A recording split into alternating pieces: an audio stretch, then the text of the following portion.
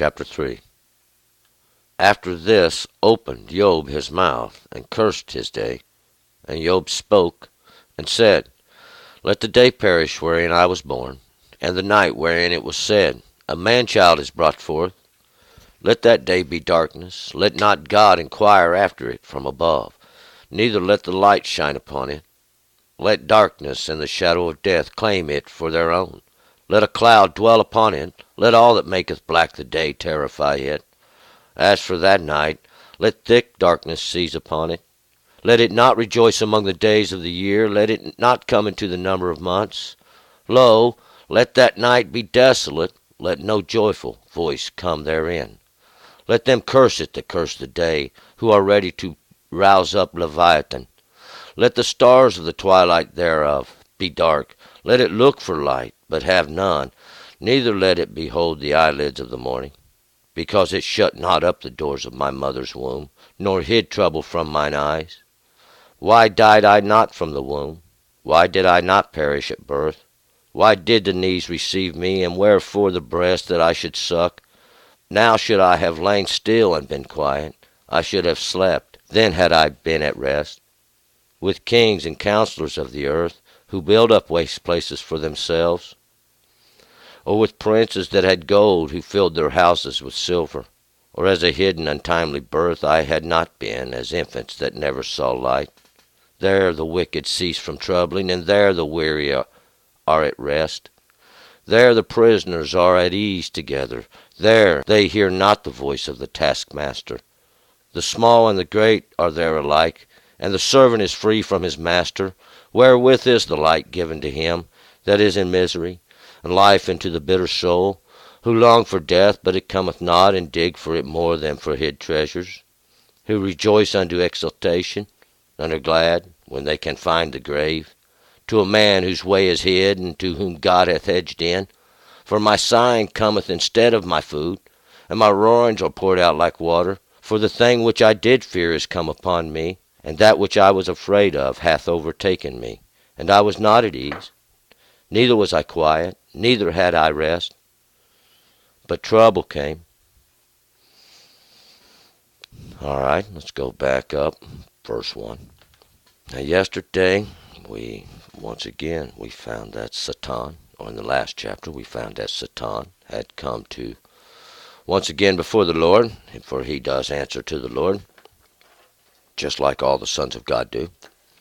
And we'll find out he has come to present himself once again before the Lord. And the Lord is inquiring and asking where he's been. Has he considered once again his servant Job, who still holds fast to his understandings? And we find out Satan said yes, he once again had considered Job. But he said skin for skin, or hide for hide. Once again, what this means, that flesh is flesh, hide is hide. It's what it is. It will seek to save itself, and each man would throw away everything to save his flesh.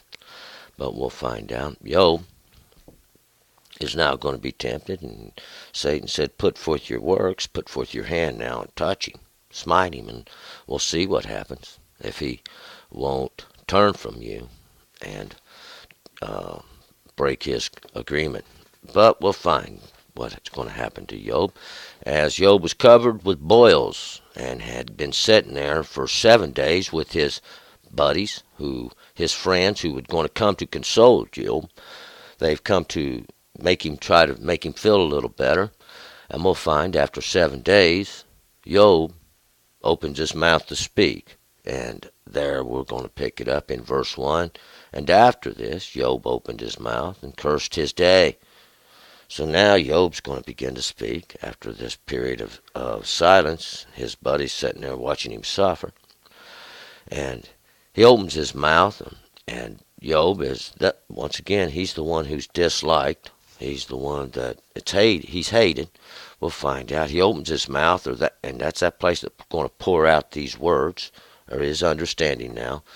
And he curses his day, and that is to come against even his day. That's going to be the day of his birth, just like his sons had their days of birth, or days of their understanding come forth. And Job's going to open his mouth now and curse that day, and that's to not bless it, but to come against it the day it was blessed. And 2, Job spoke and said, 3, that let the day perish wherein I was born, and the night wherein it was said, a man child is brought forth. And let that day, let even the understanding perish. Let that day, the light that comes from that portion of what we call a day, and the night wherein it was said, and the night as well. And that's the darkness that comes forth from that portion, makes up a day, and the two together are one day, or one light, one understanding. A man child is brought forth, and that's the day wherein this one who was born, who would even bring forth seed. 4, let the day be darkness, let not God inquire after it from above, neither let the light shine upon it. Let the day be darkness. Let this understanding be even like darkness. And we're going to find out that's the day of his birth. Let not God inquire after it from above. Let not even God ask about it. Neither let the light shine upon it. Let no understanding. Let it not even be known that that day ever happened. 5. Let darkness and the shadow of death claim it for their own. Let a cloud dwell upon it. And let all that maketh black the day terrify it. Let darkness and that shadow of death claim it for their own. Let them have it. Let it be gone forever. Let it be lost. Let a cloud dwell upon it. Let a great confusion and uh, uh, this that's hidden be upon it. Let it not be known. Let it be taken away, that it couldn't be understood even if they tried to look upon it. Let all that maketh black the day terrify it. And all that maketh black, let all that maketh darkness try to bring misery into the light, to that portion of the day which is light. And this would be to darken by counsel, understanding, and those that would terrify the truth, those that would come against it to make it a terror in like using this is a similitude of those that would use for dark magic for evil purposes. For evil purposes. 6. As for that night, let thick darkness seize upon it. Let thick darkness, and this is where the moon wouldn't give its light. This would be a period of thick darkness seize upon it. Let it not rejoice among the days of the year. Let it not come into the number of the months. Let it not rejoice. Let it find no happiness there, even among the understandings of the greater understanding. Let it not come into the number of the months. Let it not be recorded or reckoned, found in these number of the months. And this is that portion of time that is left over. We'll find out after the number of days. There's a small portion there that's not accounted for. It's not numbered in the months. It's not recorded in these periods of lesser lights. 7. Lo, let that night be desolate. Let no joyful voice come therein. Lo, now, and even let that night, let that darkness be desolate. Let that be the night. Let that be the day. Let that be the darkness that it's found in. Let no joyful voice come therein. Let no joyful voice come therein. That's the period. That's the day. That's the night. That little portion there that's not accounted for. That's the day there'll be no joyful voice heard. 7, 8. Let them curse it. They curse the day, who are ready to rouse up Leviathan. Let them curse it. Let those that are that day, let them curse that day. Let them even be in that day that is cursed, who are ready to rouse up Leviathan. And that's Leviathan is Leviathan is a word that means that to join. That is that which is joined, or that which is assembled. We'll find out to raise that up, and that is those that join or are assembled. It refers to that which is lengthened, or that which is caused to continue. 9. Let the stars of the twilight thereof be dark. Let it look for light, but have none. Neither let it behold the eyelids of the morning. Let the stars of the twilight thereof be dark. Those stars are those lights we see in heaven, those understandings coming forth from above, that are right before the morning. See, that twilight thereof be dark, and that's that early morning portion. Those lights, those understandings that come from above just before morning. Let it look for light, but have none. There's no light found. Let it behold the eyelids of the morning. These eyelids, or let it perceive, is what this word is. These eyelids are that which is just before morning, that which openeth to morning, that which cometh forth even in understanding. 10. But because it shut not up the doors of my mother's womb, nor hid trouble from mine eyes, because I was born. This is what Job is doing. He is actually bringing darkness upon that day he was born, and alluding to that day in which he was born. We'll find it's because that he was born, and he has seen this trouble with his eyes. 11. Why died I not from the womb? Why did I not perish at birth? Why was he born? Why did he not perish at birth? Why was he brought forth to see this misery? 12. Why did the knees receive me? And wherefore the breast that I should suck? And why did these knees receive me? These were those that was glad to see him, glad that Job was born. Job was born. His mother nursed him. These were the breasts that nursed him and cared for him and loved him. Why? Why did it all happen? That he would be brought forth, we'll find out, to pass through this anguish that he was in. 13. For now should I have lain still and been quiet, I should have slept, then I'd have been at rest. For now should I have lain still and been quiet. If he would have just been born dead, if he'd been stillborn, he should have slept. He would have not had to, we'll find out, go through his tribulations, his trials. We'll find out this is all God. Job is in misery, but we'll find out. Job is holding to his integrity. 14. With kings and counselors of the earth who build up waste places for themselves. He would have been quiet with these. And we'll find out these kings, these counselors of the earth, and these were those that God put over the flesh, and has been ruling. These were the judgments of God even from long ago, who built up these waste places for themselves, who took these waste places, these places from old that God had laid waste. See, these were the waste places of idolatry. These were the waste places of long ago, and they raise them up. They build them back up for themselves, to set there a great name for themselves. 15. Or with princes that had gold, who filled their houses with silver. And these princes, these are all the rulers that were given the gold.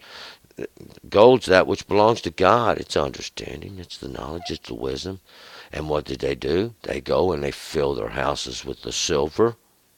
See, with the silver, and that's those that are going through the judgment. Those are passing through the judgment, yet they want to fill their house with all this, even that lesser treasure, that which God is causing to be purified. 16. Or as a hidden, untimely birth I had not been, as infants that had never saw light.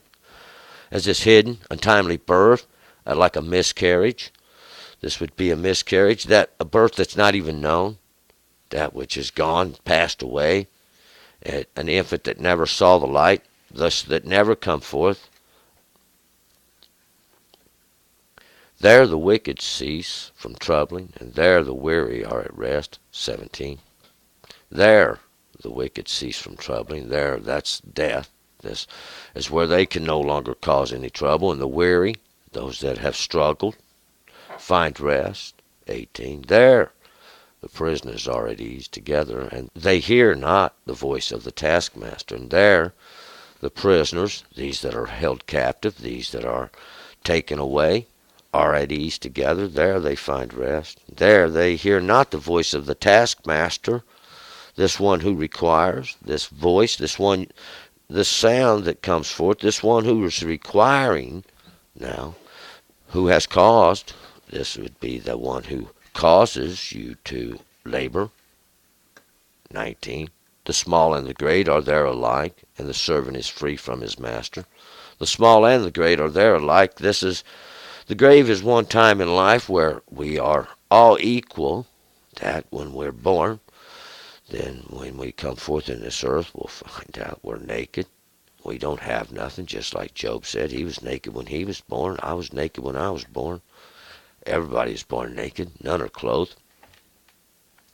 We go forth from this earth into a grave, and again, we're all equal on that day, see. And it's the inequality that's caused by man and every understanding between them 2 points that has set the difference in and that which we find the strife in the earth. But there we'll find out the servant is free from his master. 20. Wherewith is light given to him that is in misery, and life unto the bitter in soul. And why is light given to him that is in misery? Why is understanding? Why is life even given unto the bitter in soul? Why do they live? What is the purpose of this? Who long for death, but cometh not, and dig for it more than the hid treasures? These ones that long for death, they sit and wish to die. Their misery is so great, but it doesn't come. They don't die. And these that dig for it, dig for death, to try to find a way to cause even the extermination. These that hunt down, they wait, they dig for it, like it's a treasure, like to rejoice in death. 22. Who rejoice unto exaltation, and are glad when they can find the grave. These who rejoice, this misery so great.